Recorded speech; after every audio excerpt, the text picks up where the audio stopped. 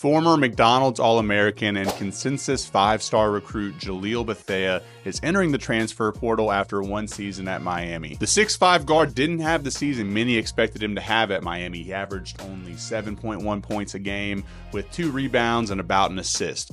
But he does bring unlimited upside into the picture. So today we're going to break down the film, see where he excelled, what he needs to improve on, and talk a little bit about where he might end up.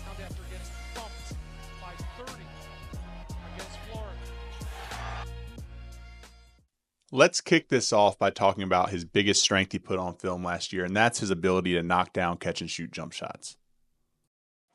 Bethea saw his role consistently grow throughout his 1 year at Miami, and really one of the main reasons for that is his ability to knock down threes on the perimeter, especially when he's getting catch and shoot opportunities. So all around was a really good shooter. When you look at the stats, he was really good overall, shot about 38%. When he was guarded, it was around 34, which is still perfectly fine. He took some really tough shots, and I think you'll see in these clip packages that he's taking shots with guys closing out really aggressively. So the fact that he was still able to shoot as good of a percentage as he did is a testament to his overall shooting ability. When you look at him from an unguarded perspective, he shot a lot less than that. So, I mean, even on about 20 attempts, he was shooting 50% on unguarded catch and shoot threes, which is really high level. I think when you extrapolate this out to, if he goes to a better team where he's getting more off-ball looks on the perimeter, especially in an unguarded situation, you could see a guy really explode when you just have the raw shooting ability that he has. So I'm a big fan of this aspect of his game, and it's something I think translates really well to wherever he ends up. He's going to be a very capable shooter wherever he goes. Next, I want to talk about his ability to hit shots off the bounce. And while it wasn't bad and he showed some good things, I still think there's a lot of areas for growth in this part of his game.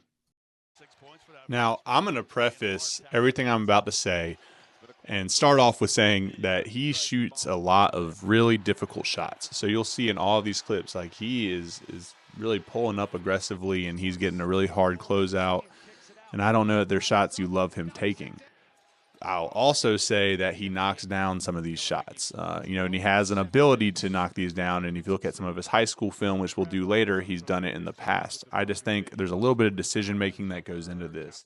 When you look at the stats overall on anything off the dribble, he shot 30%, which is lower than you want to see by a considerable amount.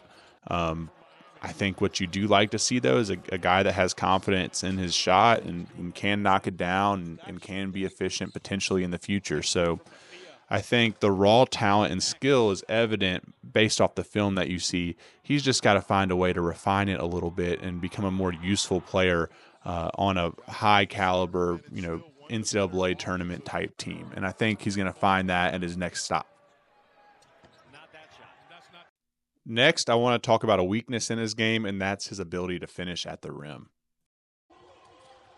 The bad news here is that he was a really poor finisher at the rim last year. So he shot about 44% on all his looks at the rim, which is really bad. The good news is he's beating his man.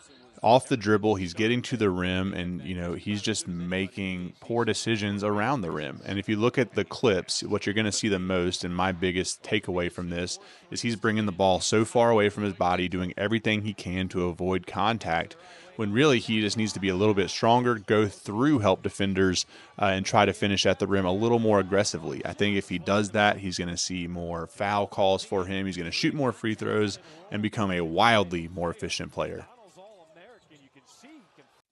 Next, I was really impressed with what he put on tape as far as his ability to pass the ball. Now, this is not something that he did a ton of. He wasn't a prolific passer. He didn't have a ton of assists. But when I was watching his film, I saw a really willing passer and someone who could really put some skill behind some of these things. Like he's throwing, some full court one-handed passes on a rope that are finding the right spot. He had some turnover issues, but I'm okay with that from a scoring guard who's not going to be coming in as your lead guard. I think his ability to get in transition, find some open space, and make a read was really good. And just his ability to stretch the floor with some of these passes, I view as a huge plus and is something where he could maybe unlock a little more to his game if he does it a little more often. So really high-level passer in my book. The last thing he put on his college tape that I really liked and think could be a future strength is his ability to rebound for the position and to play the passing lanes. Now, calling this a strength might be a little bit of a stretch on my part. It's not like he's someone who got a ton of rebounds or someone who was constantly, getting steals or averaging multiple steals every game. But I do really love the possibilities here for the future as he grows as a player. From a rebounding perspective, he was actually pretty good. He was the leading guard as far as rebounds go per game. And I think that he shows some really good willingness to, specifically on defense, get to the glass and secure rebounds and go the other way. So that's all really positive things. And I think it makes him a good fit for a lot of team cultures. As far as passing lanes go, I feel like when I watch him on film, he uses his athleticism well to be in the right spot as it relates to being in the gap and getting to passes. He's a little aggressive as far as going for steals, which is okay in my book from a guard. You want them to try to make things happen as long as they can consistently get there and at least get a hand on it. So all in all, I think he could be a plus piece on defense, both on the boards and getting in the passing lanes, especially as he grows into his athleticism a little bit more. Lastly, I want to take a step back in time and really go into his upside. Now, all of these clips that you're about to see came from Bethea's final high school game, and I think it's really indicative of where he could be as a player. I think he scored 39 points in this game. He scored in a variety of manners. What I like, honestly, most about it is, on his team, he wasn't just a ball dominant player. He's playing within an offense. He's coming off of screens and knocking down shots. He's getting to the rim. He's getting to the mid range. And now I get it; it's against high school competition. But when you look at someone's upside and their willingness to take tough shots and make tough shots in a high intensity game with stakes on the line, I think this just gives you a good reminder of the type of player he can be if he reaches his potential. So let's move into my final thoughts on Jalil Bethea. So he's currently down to 4 schools in the transfer portal, those being Alabama, Kansas State, North Carolina State, and a possible return to Miami. I think, he is set up to be a player who makes a rather large growth in production from their freshman to sophomore years.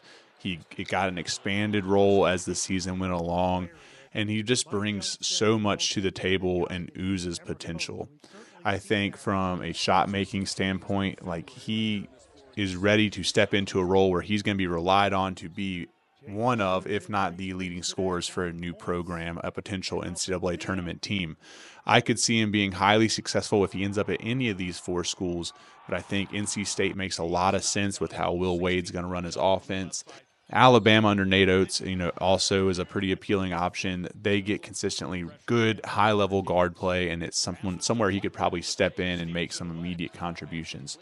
I think those would be my 2 most likely landing spots for him based on his top 4. But excited to hear what you guys think. Let me know. Drop a comment. Where do you think he ends up? Where do you think I stand on my analysis of Jalil Bethea? Was there anything I missed? Anything I was right on the mark about? Would love to hear your thoughts. But thank you so much for paying attention today. Feel free to subscribe if you haven't already. I'll be putting a lot more of these transfer portal spotlights out. But I appreciate you being here, and I'll see you on the next one.